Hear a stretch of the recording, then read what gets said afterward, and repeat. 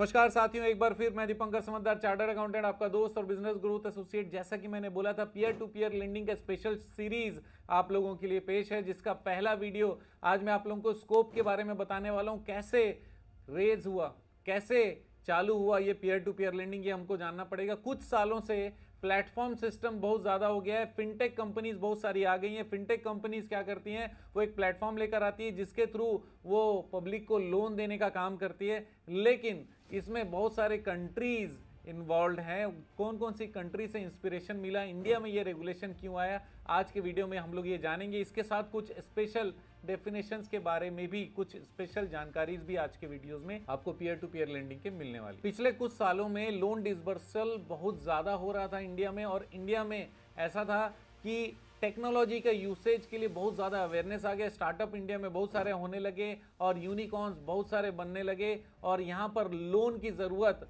हर company को, चाहे वो स्टार्टअप हो, चाहे पुरानी कंपनी हो, चाहे एग्जिस्टिंग हो, चाहे सर्वाइवल कर रही हो, या फिर उसको आगे नया सोच या नए चीज़ों में इन्वेस्ट करना है, जिससे कि वो नेक्स्ट लेवल का प्रोडक्ट या सर्विसेज को तैयार कर पाए, टेक्नोलॉजी को तैयार कर पाए, इकोसिस्टम बना पाए।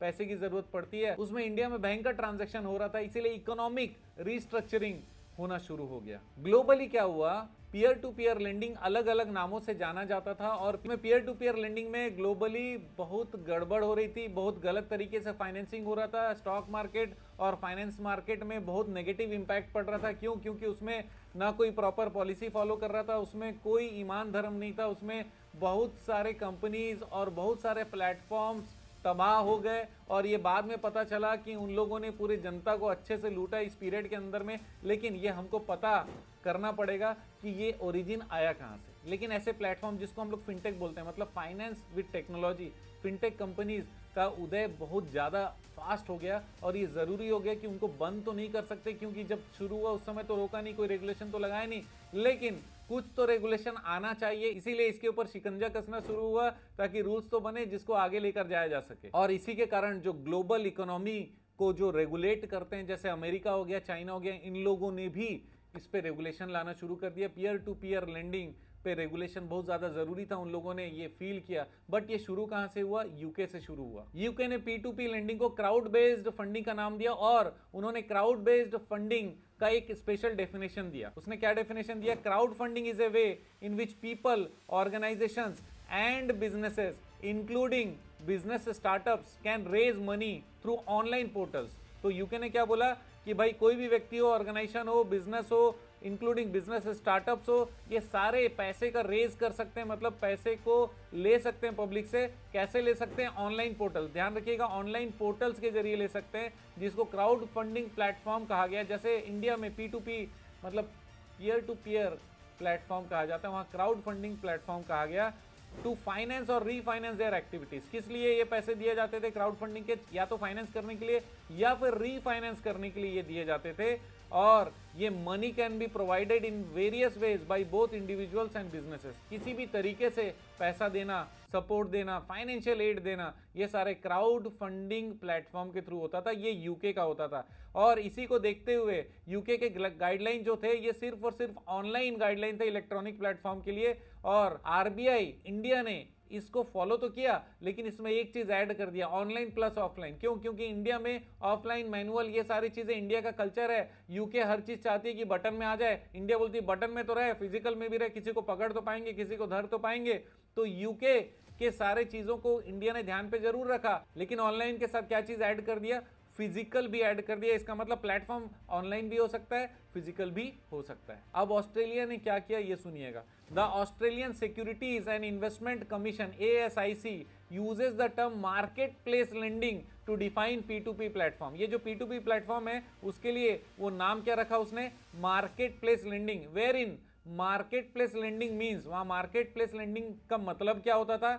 Market place lending generally describes an arrangement. क्या है? अरेंजमेंट थ्रू विच रिटेल और होलसेल इन्वेस्टर, एक ऐसा व्यवस्था है जिसमें रिटेल और wholesale investor invest money which is then lent to borrowers. वो इन्वेस्ट करती है प्लेटफॉर्म में, फिर वो बोरोवर्स को दे दिया जाता है। इसको मार्केट प्लेस लेंडिंग अरेंजमेंट कहा जाता है और इसको commonly involve the use of an online platform. और ये मार्केट प्लेस लेंडिंग कॉमनली कैसे यूज होगा? ऑनलाइन प्लेटफॉर्म में, सच एज ए वेबसाइट भी हो सकता है, on which loan request are made, ऐसा वेबसाइट जिसके ऊपर लोन रिक्वेस्ट दिया गया हो। द लोन रिक्वेस्ट में then be matched against offers of invest. तो ये मार्केट प्लेस लेंडिंग में इन्होंने बताया ऑस्ट्रेलिया ने कि नॉर्मली ऑनलाइन होता है जैसे वेबसाइट जिसमें रिक्वेस्ट दिया जाता है, उसके बाद ये मैचिंग किया जाता है देने वाले और लेने वाले के इंटरेस्ट के ऊपर, उसके बाद इस पे आगे एग्जीक्यूशन होता है। ठीक है, यहाँ तक कोई दिक्कत नहीं है। लेकिन यूनाइटेड स्टेट्स ऑफ अमेरिका उसने बोला कि यार ये जो लफड़ा हो रहा है, हर कोई लोन दे रहा है और लोन पे वसूली हो रहा है, वसूली का सिकंजा बहुत ज्यादा मजबूत है, क्योंकि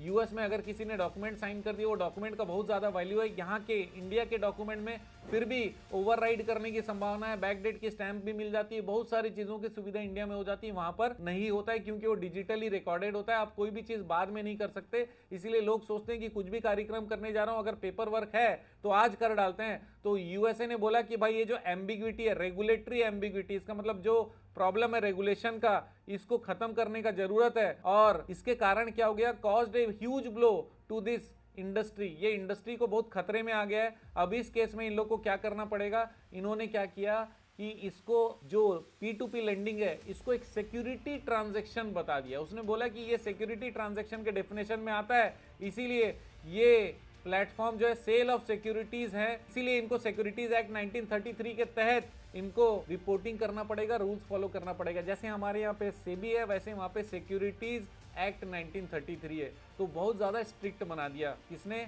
अमेरिका ने। अब इसके बाद चाइना आ गया। चाइना ने बोला कि भाई यहाँ पर बहुत सारे प्लेटफॉर्म थे, चाइना में थाउजेंड्स ऑफ प्लेटफॉर्म थे जो कि ये लोन देने और लेने का काम करते थे, पीयर टू पीयर काम होता था। लेकिन बाद में पता चला कि वहां का जो सबसे बड़ा लेंडिंग प्लेटफॉर्म था इजुबाओ, ये कंट्री का बिगेस्ट P2P प्लेटफॉर्म था, उसने सालों से ठगी करी है, इधर से लिया उधर दिया, लेकिन उसके बीच में बहुत था पोला और ये पोल खुल चुका है। और खुलने के बाद में चाइना को लगा कि यार इतना बड़ा दहशत हो गया फाइनेंशियल मार्केट में कि यार पीयर टू पीयर प्लेटफॉर्म में हो क्या रहा है। उन्होंने, चाइना ने भी बोला कि यार तुरंत रेगुलेशन लाना पड़ेगा। इसी कारण चाइना को जरूरत पड़ी। देखिए हर कंट्री का अपने जरूरतों के कारण शुरू हुआ। सबसे पहले यूके में शुरू हुआ, राइट, दूसरा उसने ऑस्ट्रेलिया में किया, इंडिया ने भी फॉलो किया, चाइना का भी अपना रीजन था और यूएस का भी अपना रीजन था। तो पूरे विश्व के बड़े कंट्रीज यहां पर आ गए। मैं इंडिया को भी बड़ा बोल रहा हूं, ईस्ट और west, India is the best. और ये इंडिया ने लाया कब ये रेगुलेशन? इंडिया ने क्या किया, आरबीआई ने सारे डेवलपमेंट देखे दूसरे कंट्रीज के, जहां जहां के उस समय तक आ चुके थे, उसको देखा कि उसके प्रॉज एंड कॉन्स क्या है, उसमें सुविधा और असुविधा क्या है, और हमारी कंट्री के लिए पीयर टू पीयर प्लेटफॉर्म इसने फाइनली बनाया और मास्टर डायरेक्शन आरबीआई का निकाला। इसका मतलब सेबी के अंडर में नहीं डाला, आरबीआई के अंडर में डाला। और मास्टर डायरेक्शन कब निकाला? 4 अक्टूबर 2017 को मास्टर डायरेक्शन निकाल लिया। और ये मास्टर डायरेक्शन जो है ये सेवरल ऑपरेशनल और फाइनेंशियल गाइडलाइन जो थे इसमें बहुत सारे क्लियर नहीं थे। मास्टर डायरेक्शन 100% क्लियर नहीं है। बहुत सारे सवाल ऐसे हैं जो आप भी मुझसे पूछने वाले हो, मैं उसका जो बेस्ट जवाब हो सकता है वो आपको देने का प्रयास करूंगा। लेकिन ये भी उस मास्टर डायरेक्शन को ध्यान में रखते हुए जो बेस्ट इंटरप्रिटेशन हो सकता है, जो बेस्ट समझदारी हो सकती है, वो ही मैं आपको बता पाऊंगा। हुआ क्या, 4 जनवरी 2017 में आरबीआई ने एक एफएक्यू मतलब फ्रीक्वेंटली आस्क्ड क्वेश्चंस रिलीज किया जो कि एनबीएफसी P2P प्लेटफॉर्म के लिए था। ये कब हुआ? 1 जनवरी 2017 में इन्होंने एफएक्यू रिलीज किया था और मास्टर डायरेक्शन 4 अक्टूबर 2017 को रिलीज किया था। दोनों डेट याद रखिएगा क्योंकि उसके बाद से ही पीयर टू पीयर आने लगा है, रजिस्ट्रेशन उसके बाद होने लगा है। और ये जो 4 जनवरी 2017 को इन्होंने आरबीआई ने ये गाइडलाइन इशू किया था, बहुत ज्यादा इंपॉर्टेंट था क्योंकि बहुत सारे बेसिक कंसेप्ट को ये क्लियर कर रहा था कि P2P प्लेटफॉर्म कौन खोल सकता है, इसमें कौन पार्टिसिपेट कर सकता है, कौन पैसा दे सकता है, कौन ले सकता है। कुछ बेसिक बहुत इंपॉर्टेंट चीजों को इन्होंने मास्टर डायरेक्शंस में क्लियर किया है। तो दोस्तों आपको ये क्लियर हो गया कि पीयर टू पीयर प्लेटफॉर्म कौन कौन सी कंट्री से कनेक्टेड था, फिर इंडिया ने क्यों अडॉप्ट किया। अब इंडिया के कंसेप्ट में जब भी हम लोग आगे के नेक्स्ट वीडियोस में बात करेंगे तो उसमें स्पेशली हम लोग को ये देखना पड़ेगा कि जो उदय हुआ है, सृजन हुआ है, उस समय पर्पस क्या था। क्योंकि अगर इंटेंशन क्लियर रहेगा किसका, अगर आपको इंटेंशन क्लियर पता है कि ये एक्ट क्यों बना, आपको फायदा होगा। जैसे बहुत सारे सवाल आपके दिमाग में उठेंगे कि डीएसए दे सकते हैं क्या P2P में, जैसे दूसरा एनबीएफसी दे सकते हैं कि नहीं दे सकते, इसका जवाब आने वाले वीडियोस में देने वाला हूं। ट्रांसपेरेंसी का मतलब क्या होता है, ऐसे बहुत सारे महत्वपूर्ण सवाल आने वाले सारे इंपॉर्टेंट वीडियोस में है। ये सीरीज को जरूर देखिएगा और इसको प्यार दीजिएगा, थोड़ा सा लाइक कर दीजिएगा, सब्सक्राइब कर दीजिएगा अगर आपके काम का है तो, क्योंकि आप जानते हैं मेरा मिशन है हमेशा आप लोगों की मदद करना और समय पर सारी जानकारी देना। तो बने रहेगा मेरे साथ, वीडियो को शेयर जरूर करिएगा। आपका दिन जबरदस्त हो, शुभ हो।